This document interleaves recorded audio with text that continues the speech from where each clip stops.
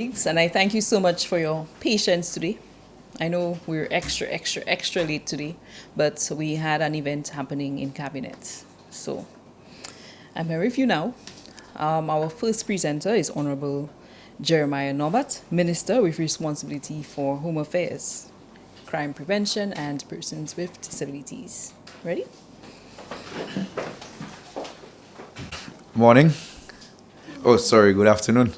Usually when we come, it's morning time. So I just want to give a quick update on our inaugural Miku Jazz activity. For the first time in history, the constituency of Miku North will be hosting its inaugural jazz activity. And we've coined the term Jazz en Viège. And the reason we've coined the term Jazz en Viège is because the area where we're having the jazz activity is called Point Vierge. And this is the longest peninsula in St. Lucia. I guarantee you and all St. Lucians that this will be the most scenic jazz site in St. Lucia. And you can come back after jazz to be your own judge. Our tickets are already out. We have our headliner, Sanchez, who is going to be there. The activity is going to be held on Sunday, the 27th of April 2025 from 3 p.m. And as I said, this is the first time that we are having jazz at the community at that level. We've had jazz at a smaller level, but it has been somebody in their personal capacity. But at the constituency level, this is the first time that we're having jazz, and I know that this has generated quite a bit of excitement. First National has jumped on board as our platinum sponsor. They're going to be they're willing to take on this initiative. Quite a few other sponsors have expressed interest in funding, in providing sponsorship for this activity. So we, the constituents and the people of Miku, we're very excited, and I invite all the media houses to join us on the 27th of April for our inaugural jazz activity. So that's it for Miku Jazz. I also want to give you all a few updates as to some of the things happening at the constituency level and maybe touch on two things happening at the ministry level. So also at the constituency level, we have quite a bit of infrastructural development happening. We're actually at the closing stages of the reconstruction of the Passius preschool, a preschool which was gutted by fire way before this current administration came into office. We're actually doing the final touches with the hope of opening this preschool in a few weeks' time. And most people have been denied an opportunity because we don't have several early childhood development centers in the constituency. We have a situation where parents have had to sacrifice their own time and sometimes forego work opportunities in order to stay home to provide care for their children. So I'm happy that once and for all we're able to bring this we're able to put this problem aside, and we'll be in a position to open the Early Childhood Development Center. Also, we had a cemetery. I think we have been several conversations surrounding the Monrepo Cemetery. We've actually started burials there, although we've not officially opened. We've already started, I think, just yesterday. We had two funerals, sadly. Father and son were buried.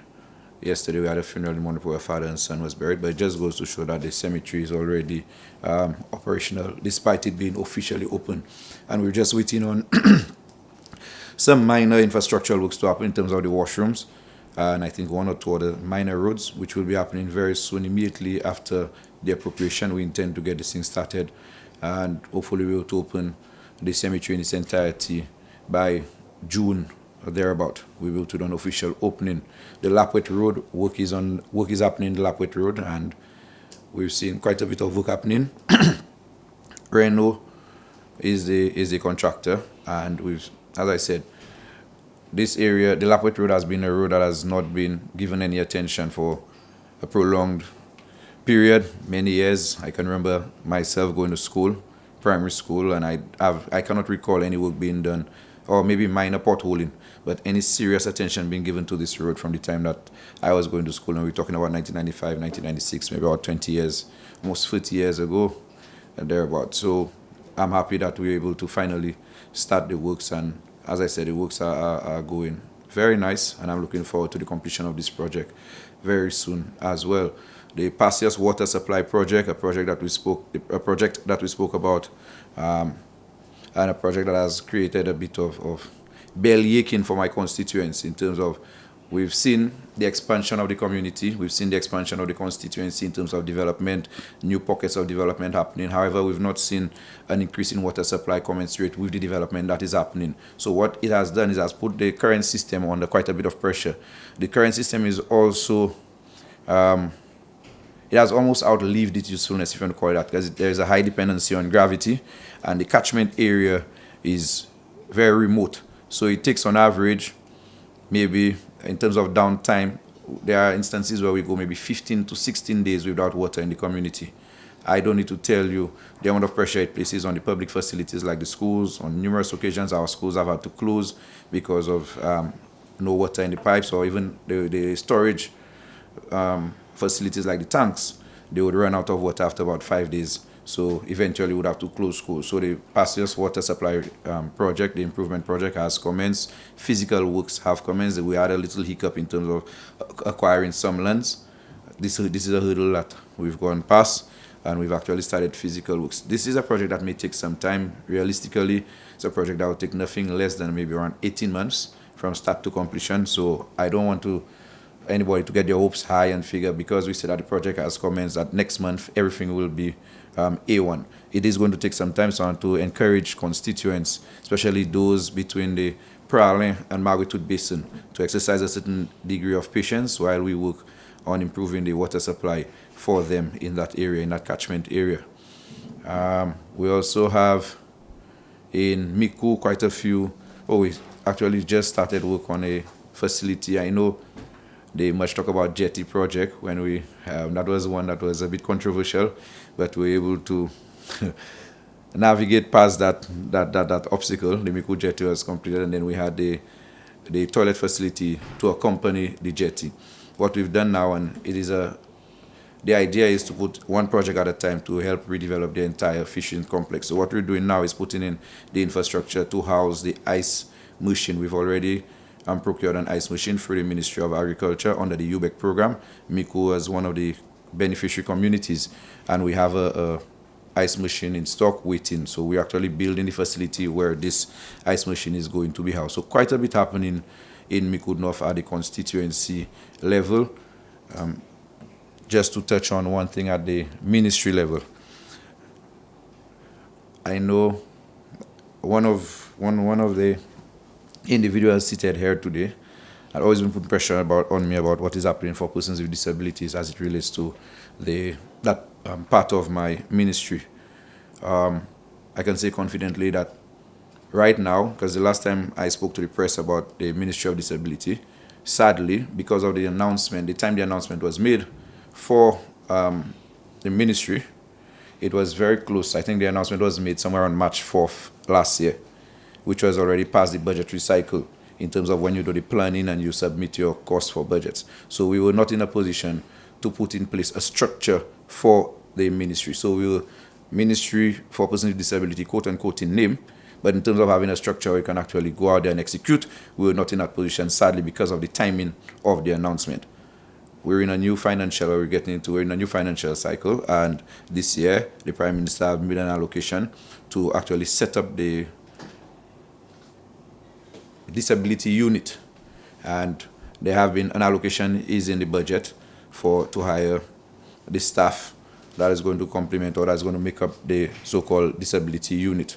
And we're looking to hire immediately after the appropriation. We're looking to hire the staff to commence the work. Some of the responsibilities of the staff will be immediately in the short run will be to work towards setting up what we call a disability registry, because what we've realized is we have quite a few individuals, and to give people a clear idea of what it means to be a person with disability, because we have a common misconception about people with disability.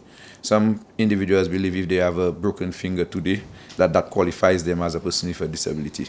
And we need to, one of the objectives of the unit is to immediately go on a PR campaign, just to sensitize individuals about what the unit is going to do, what is the mandate of the unit, and what qualifies individuals as someone with a disability.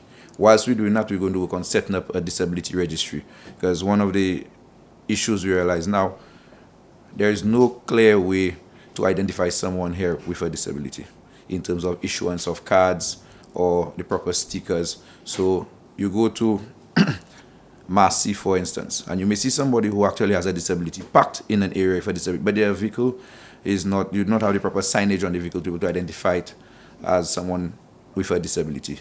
And someone else may come and they may feel offended that it may be a able-bodied individual who came and parked in this parking. So we really want to eliminate, and these are low-hanging fruits that we can deal with right away. So the unit will be tasked with, whilst working on the national policy for persons with disability. Some time ago, I think I told you all that we had a consultant, through a time on his grant, we had a consultant working on a disability policy. We've gotten the first draft, second draft as well, and the unit will be tasked with reviewing it and to put in a national disability policy. We saw something similarly happen in Barbados, but it's going to require quite a bit of educating and sensitizing of the public, because we have a culture here where people are not very receptive to persons with disability, one where people still make fun of persons with disabilities. So we'll be going on a very heavy PR campaign in that regard.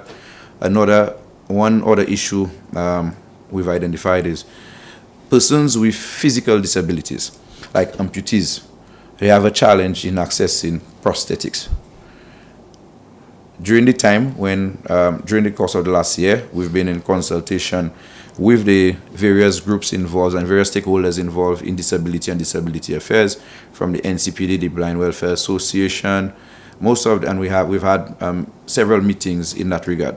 And a common cry from them is that, especially persons with physical disabilities, is the cost and access to prosthetics. I mean, today I can stand before you comfortably because I was able to, fortunately for me, I was able to get a prosthetic, and that is the reason that I can stand. And I think every person in St. Lucia, or everyone who has a physical disability, should be able to afford, because this is not a luxury, it is a necessity, and it can really help empower an individual. We have individuals who want to go to work, and they're unable to go to work because of their inability or their mobility issues. So we really want to solve that problem.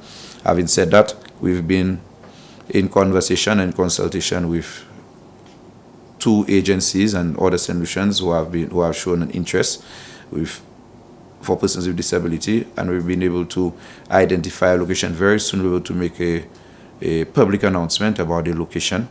We're just finalizing a few administrative things, but we've been able to identify an area that we're going to, and Prime Minister has placed in the budget, I think somewhere in the region about $300,000 to start up the prosthetic center. So we're going, I know NCPD used to do it on a very small scale, and NCPD could have only provided, they use what you call donated parts, and they had to literally wait on a donor agency, sometimes from the Germans or wherever, to get donated parts in order for them to be able to build the prosthetics. And we operate in a time when we've seen what happened with the USCID. You cannot always depend on donor agencies, and we want to be able to become almost self-sufficient in that regard and have our own centers where we do our own procurement, train our own individuals here, get them certified, and be able to set up a prosthetic center that can serve as a prosthetic center, not just for St. Lucia, but the hope is to be able to serve for the OECS and serve more or less like a regional hub. So we have an allocation in the budget this year to be able to start up that center. That I am very excited about.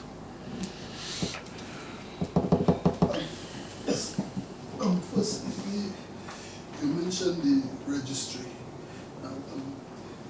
and identifying persons for that registry. I know you mentioned the blind welfare, the NCPD, but what about say persons deaf? Yeah, so all stakeholders. Association, like they fall into an association, or just really be part of the registry? Okay, so and that is why we need to go on the PR campaign, so that we have the different cohorts or different groups of persons with disabilities. So you have persons who may have visual impairments, those persons who may have hearing impairments, some persons who have physical disabilities. Everything will be captured under the Department of Persons with Disability. But we're not going to take away the responsibility of these agencies already established. We're going to work with them and help them improve and provide some sort of guidance and direction for them, provide them with the financial support that they may require to advance the cause of their various groups. But we're not going to eliminate them or ostracize them in any way. But more or less work with them to help them improve on what it is that they're already doing. Just a little on the jazz. I used to know you. Yeah. Yes. But I wonder, why was this site chosen? I mean, it's an initial like breaking ground for this. It's the attraction. It's out on the sea, but why was it chosen? And what would it entail getting the traffic, people to and fro from the site? How manageable would that be? All right. So the idea is to have a park and ride service, and we've identified areas in the community where we can utilize for parking. But the reason the site was chosen, I mean, I can try telling you, but you literally have to visit there. And if you go there once, you'll understand why. I mean, I know I'm the parliamentary representative and I'll always have my bias. But truth be told, I do not know that you have two places. Auntie Emma may disagree, but I don't know that you have two places as beautiful as this area in St. Lucia. This is the longest peninsula. On either sides, you have water. And then you have, I can say confidently that this area is able to, and I mentioned to Dr. Hille, that this area is able to accommodate more people than the Pigeon Island National Landmark. It is able to accommodate more people. Given the length and given the general topography, it is able to accommodate more people, and it is a little more scenic than the beaches that you see when you drive down the East Coast. And that is why it's hidden. It's in a cove. It's serene. It's everything there is perfect. We also, given how pure and Point Vierge, I also want to give you a little background as to why we chose the name. Jazz en Vierge, the Miku experience. But the en Vierge means virgin in French. In Creole, if you say en Vierge, you're referring to jealousy. So this jazz is going to be the envy of every other jazz in St. Lucia. I guarantee you that. And we have an all-white affair to speak to the purity that you get with this particular location. And I say that with the utmost elation, but I know that even those persons who are going to go there and experience it for the first time, they're going to be more than happy. And what we've done is to allow most of our Miku people to be part of the jazz. The idea is to sell Miku as a community. We've heard the cries from constituents that there's not enough social activity happening at the community level, and we figure this is a perfect opportunity to give Mikudians a chance to showcase their talent. We have people like General Biggs performing, Scheffler is going to be performing, we have New Age, which is a long time band, and we're going to be coming back into the fore to perform. Quite a few people, Heart and Soul from Miku, quite a few people from Miku are going to be given. And then we have the TJ and the project, Tennyson John and the project going to be there as well. Going to be backed by Invasion Band. But most of it is going to be Mikud. It's going to be a perfect opportunity for the young creatives and the young artists in Miku, the burden, and those who are not so young anymore. Give them a perfect opportunity to come and showcase their talent. And I know that it is going to be a day to remember on the 27th of April. Yeah, just quickly. Two more questions. Yeah, in terms of the stakeholders involved in the preparation on that side, I know it has to be a little eco-friendly involvement. So, who are some of the major stakeholders involved in the setting up, in the management of that side? Well, what we did, the committee is made up generally of people of Mikud, and one of the things I think we took into consideration was ensuring that whatever we did, that we did not damage or destroy the natural concept of what currently exists. So we had the heavy equipment was just to help with the road that is already in place, just to make the road a little more motorable. But in terms of the site itself, the site is kept in its natural form. All our cactus are still there the same way, our trees and shrubs are there the same way.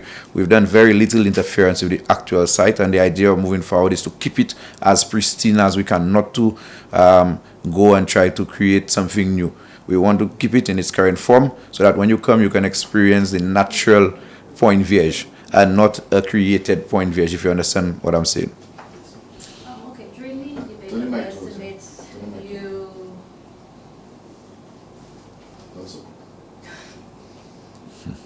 you mentioned that under the crime prevention, I guess, ministry department, that you will be hiring a research officer. Yes.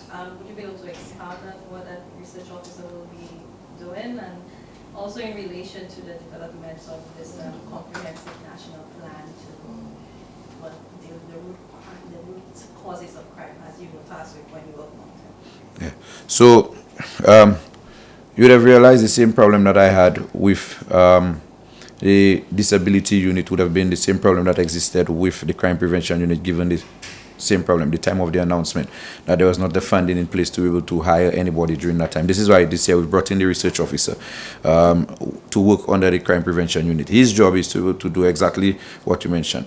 Look at what already exists. We have a situation whereby we have certain programs are already in existence, like, or some of them that were in existence, like the community reintegration program, CREP, where we worked closely with Bodley. We had the violence interrupter program, where we had peacemakers or persons who would have trained as peacemakers who were convicted before and have had a change of lifestyle and they want to become role models to young people. We went through the training. However, we really had a spoke in our tire when there was the stop order placed on the USAID funded programs in St. Lucia.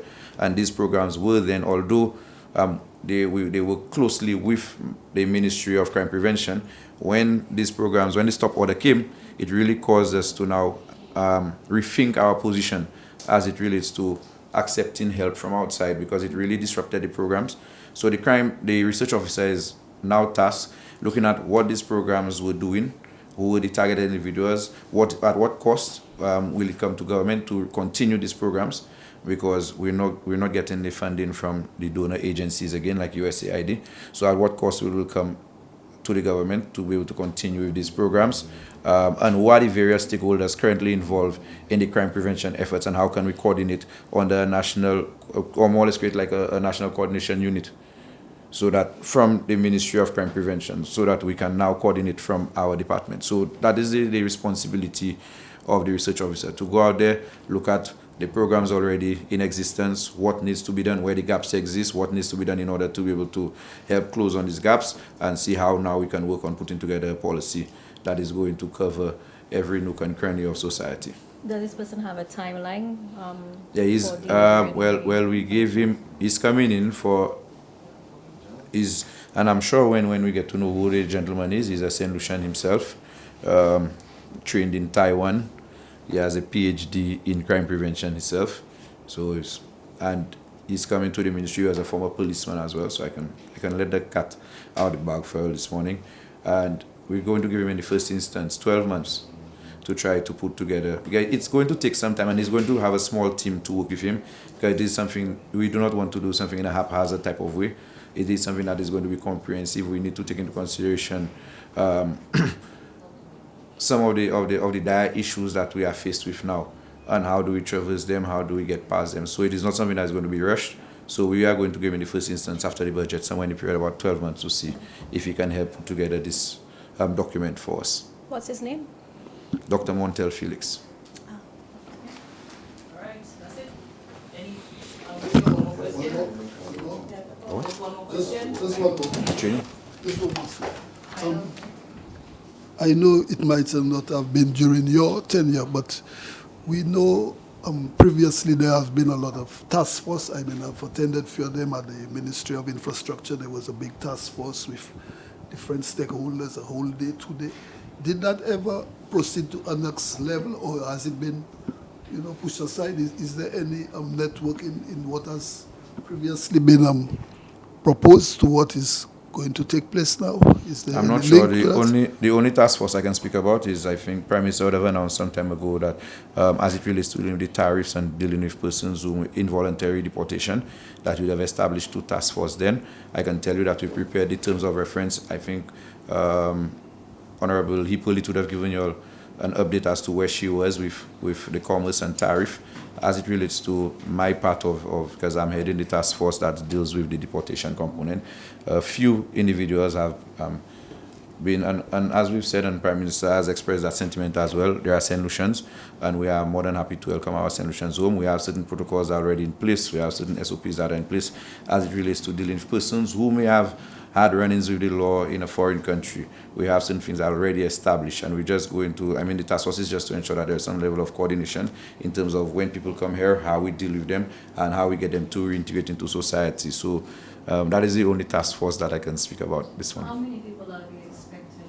I cannot tell you how many we're expecting. All I can tell you is currently we have less than 10 people have returned to St. Lucia. You all have not communicated, because previously we would have had the Prime Minister, I'm not too sure it was yourself, saying that you would have had to have communication with Washington to find out how This communication is constant because it's not a situation where they just pluck a figure from the air. They too are doing their own work. So this communication is constant. So what we can speak about is what has happened, and as I can tell you, we have less than 10 individuals who have returned to St. Lucia, and we're more than happy to run them through the processes and get them back into society. they have criminal records or just? This is your final question. No problem. Yes. Thank you. Madam Press Secretary. Thank you.